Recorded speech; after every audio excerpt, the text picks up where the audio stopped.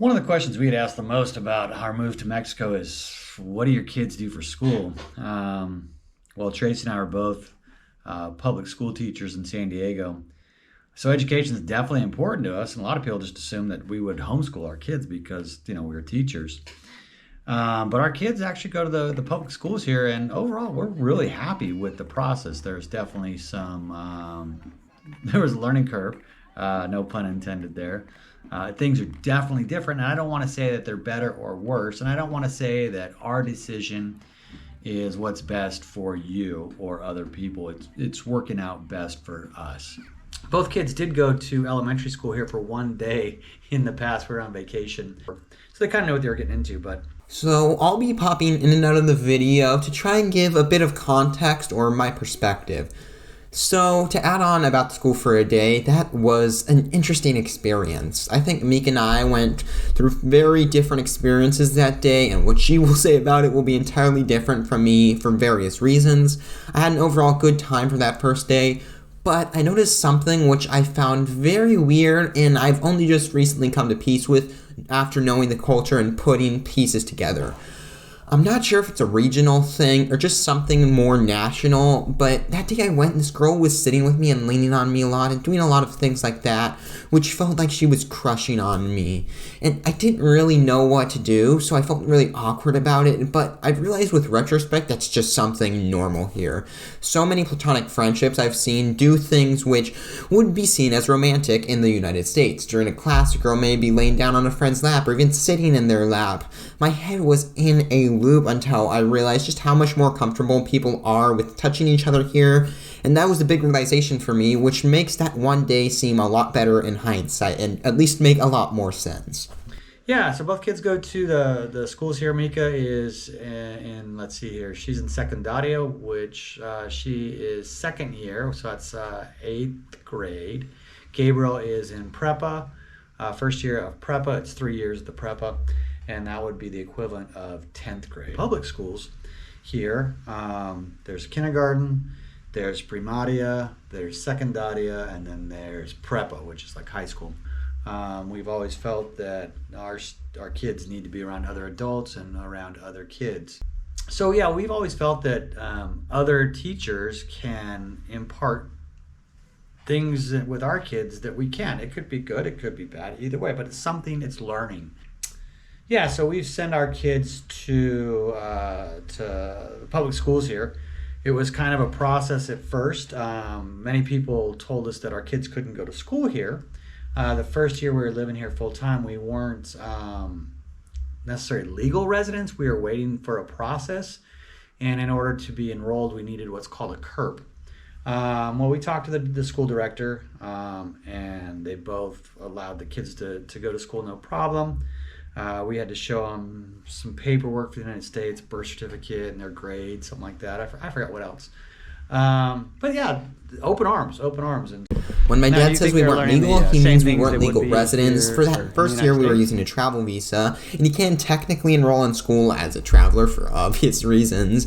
But we did enroll because the principal of the elementary school, who was working at the local store, kept asking when Mika was going to go to school, and was basically just inviting her. And for me, once Mika got into the elementary school, my parents were looking for a way to get me into the middle school. And for some context, from what we heard, the middle school principal was very old school, and that is true.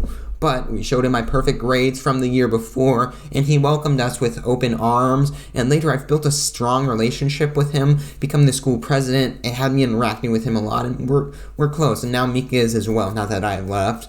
A few months back, once I was already in high school, I was conducting a research project, and I wanted to interview him for his experience.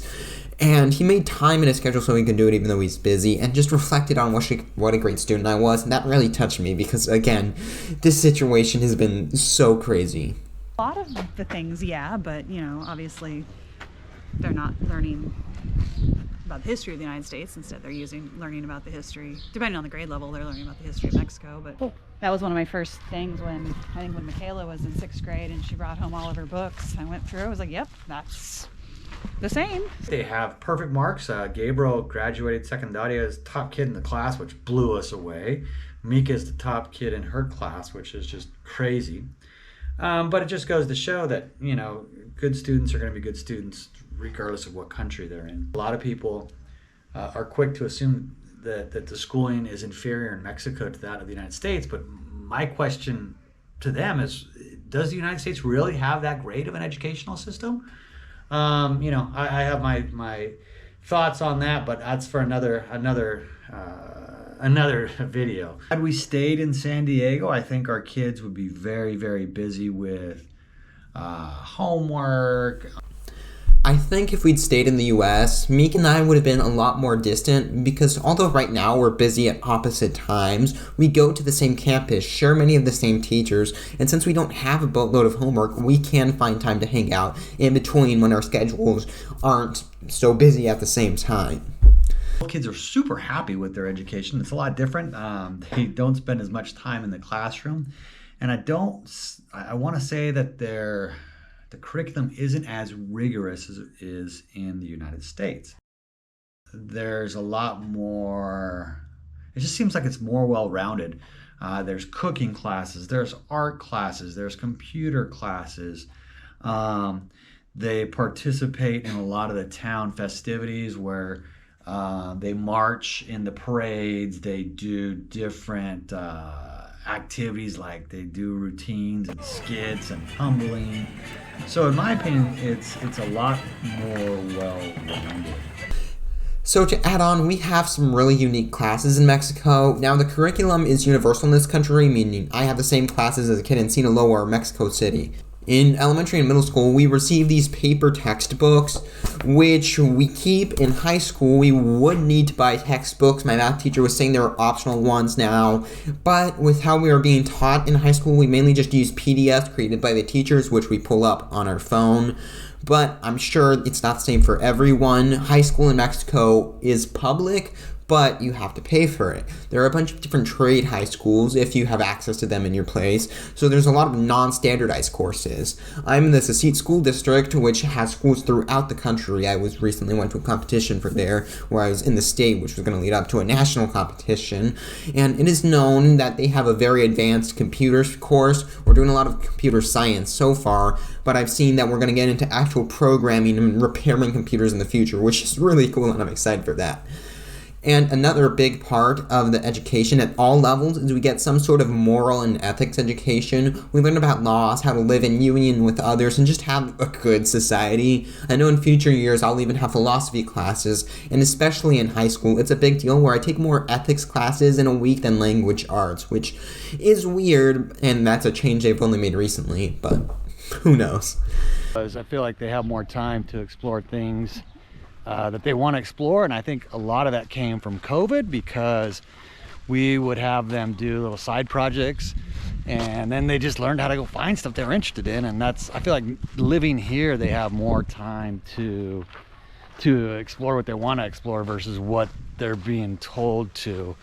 The kids are doing their own research. I mean, Mika's become an expert on NASA. She could tell you any launch that Artemis is doing, or which Columbia blew up. I don't know. She can tell you anything about space and NASA, which is cool. She's an expert on F1 racing.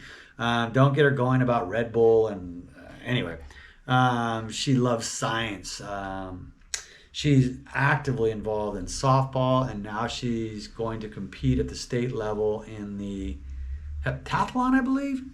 So she has a lot of time to dedicate to her sports and to learning about things she wants to learn. Oh, she's also very active with the chickens and in the garden too, which is kind of cool. Gabriel, on the other hand, oh my gosh, he goes head deep into all kinds of things. He decided he wanted to learn Latin, so he learned Latin. He, I think right now, is studying French. He got into animation. And so much so that he's created his own YouTube channel. You need to check him out. It is at Fictional Fanatics. He's doing some really cool stuff, and I think that's kind of what got me motivated about doing more videos. He reads; is a voracious reader as well. So I remember one time, and I think you'll laugh at this. Remember when Gabriel said he was frustrated because all he was doing at school in the United States was coloring in maps. and he wasn't really learning much except for how to color in the lines of the maps. I think just with anything that's small, like when our daughter was at the elementary school here, I mean, you just know everybody. The teacher really only has 20-something students and knows the students well, so just great communication. Buenos dias. The gate where we used to always get Michaela. That's one thing that when Mika was in elementary school here, right behind us, all the parents would come and they'd be waiting here. You have to pick up your kids here, and so it was a great way to meet the community as everyone's standing out, and so that was kind of cool. So here is the entrance to my school, this gate right here. Now it's Sunday, so no one's inside, and I can easily just film without it being a problem. Right over here, this building right here, that is the middle school office. Right along here, those are all the classrooms. There's a bunch of buildings back there. Right there's the bathroom. Right there was a science lab where something, like a thermometer dropped and just the room got infected, so that's no good. So right there, that room right there in the corner, that is Mika's cooking classroom. In the middle of all this would be the high school office. There's another computer lounge here, another TV room, and then right there's the art room. So here you can see a better view of the school. Right there, there's a few more of the lunch tables. There's that shack right there, that's where all the school lunches are served. And here is the school's big sports area. It's called the Concha. It's very nice, but the thing is, since most PE classes at the middle school are in the afternoon, we're right on the ocean, so there's a lot of wind that comes in, so it can be kind of uncomfortable. And one last thing, right here is where the parents normally will come to pick up the students. They'll all line up here, and either kids are going to walk home, or they're going to find their parents here, ready to pick them up. One thing that is very important in the community, I think it's Mexico in general, is that the schools participate in a lot of the parades. So if there's a holiday that involves a parade, the kids are in uniform and they do their marching in formation. The last one, it was cool. They ended up at the baseball stadium, and then they did these skits for all the parents with tumbling and this whole routine. So it was kind of cool. Participating in extracurricular activities is very it's encouraged, so much so that a lot of it's funded by, I'm assuming, the government. I'm not 100% sure. I know Gabriel got to go participate in Cabo San Lucas for the 10,000 meter race. And it was all paid for. They covered his hotel, they covered his food.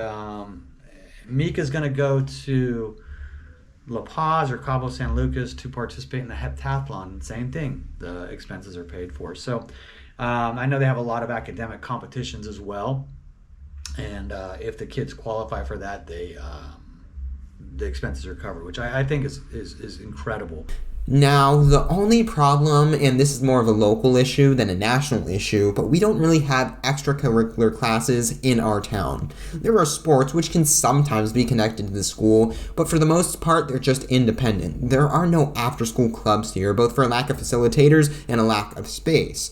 In middle school, there's somewhat of a club thing where 3 hours a week there is a club course in school, but the amount of clubs is limited to extra art classes, computer or literary analysis, depending on the one teacher's availability, and cooking.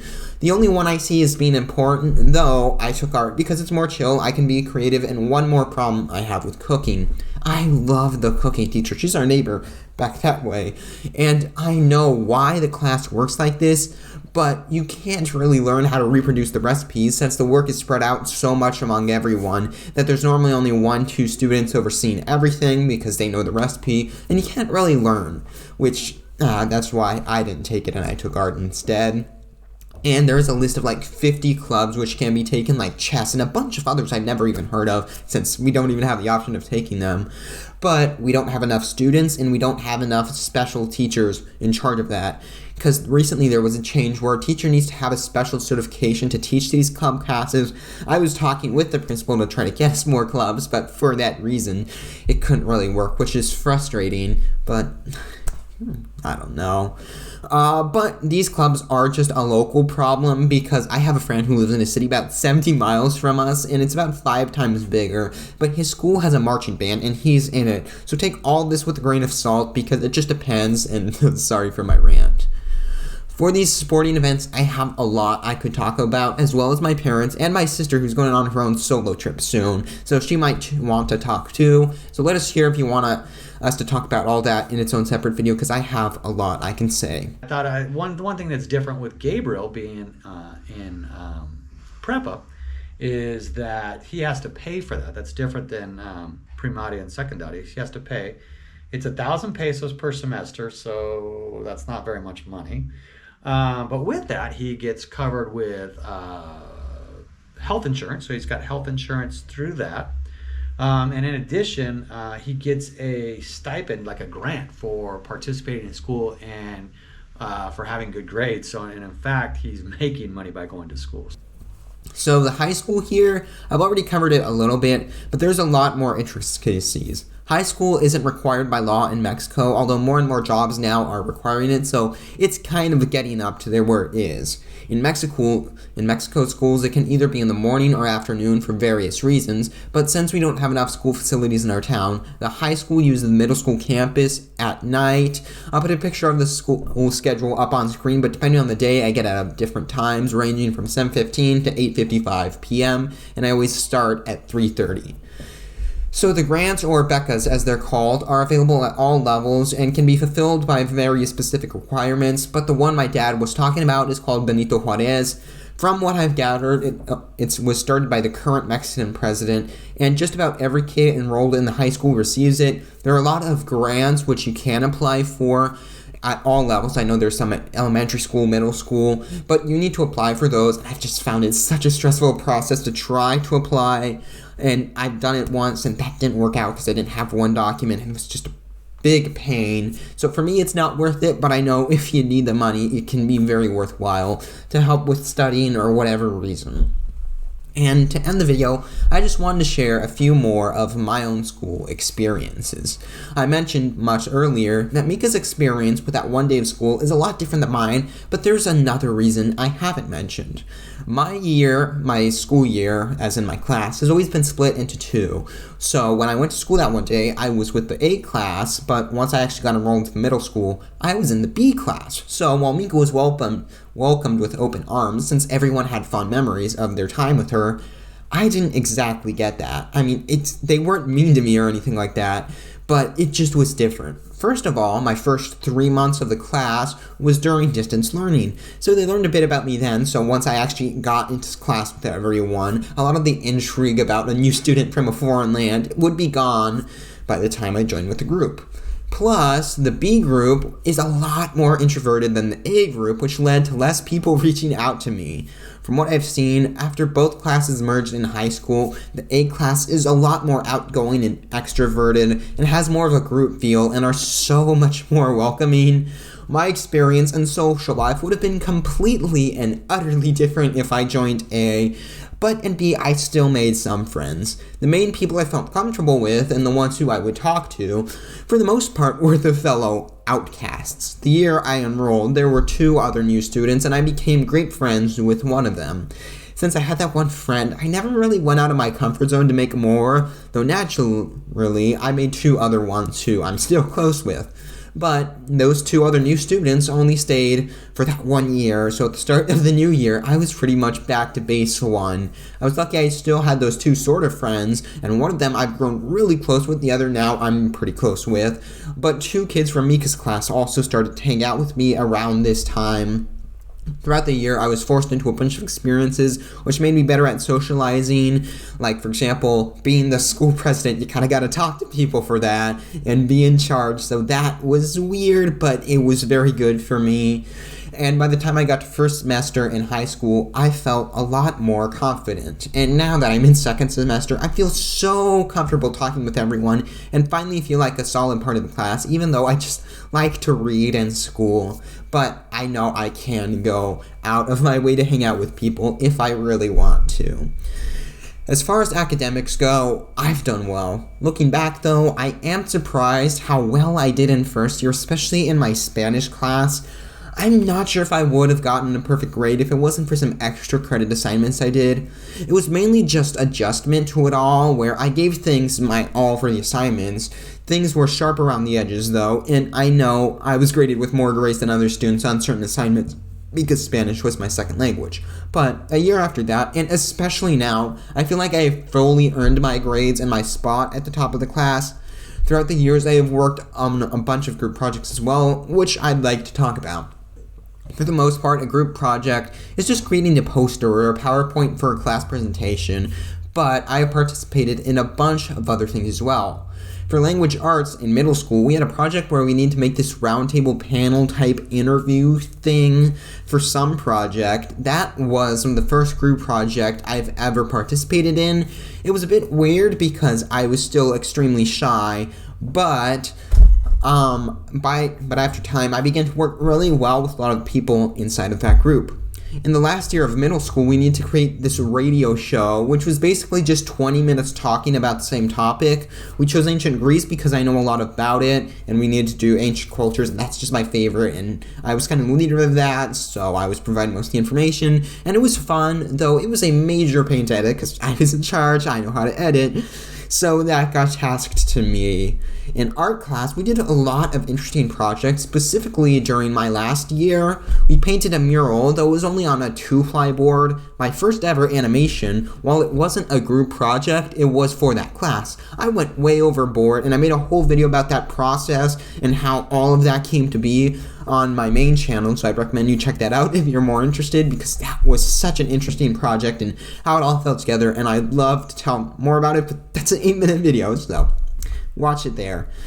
But the best group project from middle school was creating a sketch. In teams, we needed to produce like a sketch, think SNL, and I mean, we were probably a bit more inappropriate than I was surprised we could do in middle school, but I mean, I'm still happy. A close friend and I were the main people in charge of our project, and we obsessed over the script and camera setup and editing, the blocking, the lighting, all of that for like 2 weeks in pre-production. It was crazy. It was very stressful, and as like I said, a lot of people in my class are really introverted and camera shy, so working with others, it was so hard. Some didn't show, a bunch of reasons we need to refilm and do all that, and it was so stressful. And I had never really done anything like this, actually filming kind of a short film, so there's a lot to improve, but I love it. It was basically just like this interview with this dumb CEO guy, and I'll show a few clips on screen, but I love the project so much. ¿Sabías que usted tiene dinero? Pues vamos a tenerlo por mucho más tiempo. Los bancos y el gobierno quieren robar su dinero. Para quitarnos de imaginaciones, de todo, vamos a dar la bienvenida a William Smith. Digo, Brian Smith. Pues la puerta, compadre, la puerta, compadre. ¡Al pasito! Usted tiene mucho dinero, ¿verdad? Para que pague la puerta. Bienvenido. Hola, hi.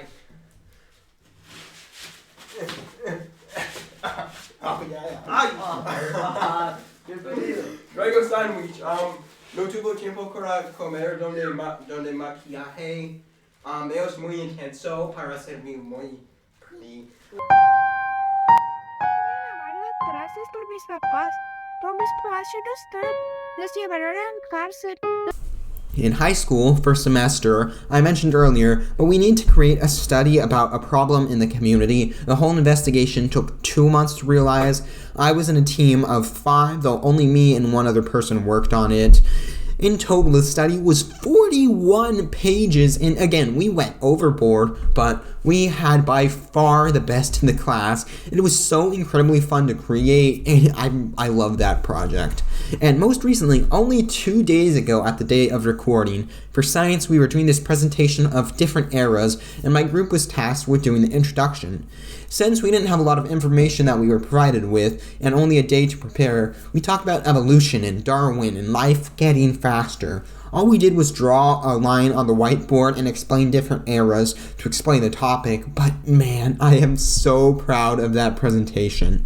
Since so many people are shy or just didn't put in that extra effort, although we didn't spend much time on the planning and we didn't really have anything we needed to prepare, because we went that extra mile with how we executed it, even though we spent less time, we created the best presentation of the group.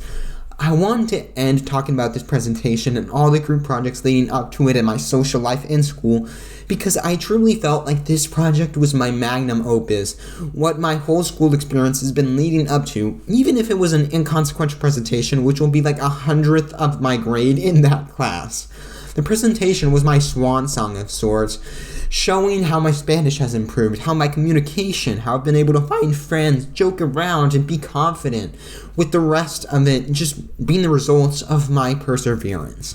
While it was just some presentation I spent like 3 hours working on, it will live in my mind for a while because it fully encapsulated my experience living in Mexico. Last week, we went out and learned the story of how a local created one of the best fish taco joints in Baja in the face of adversity. See you there.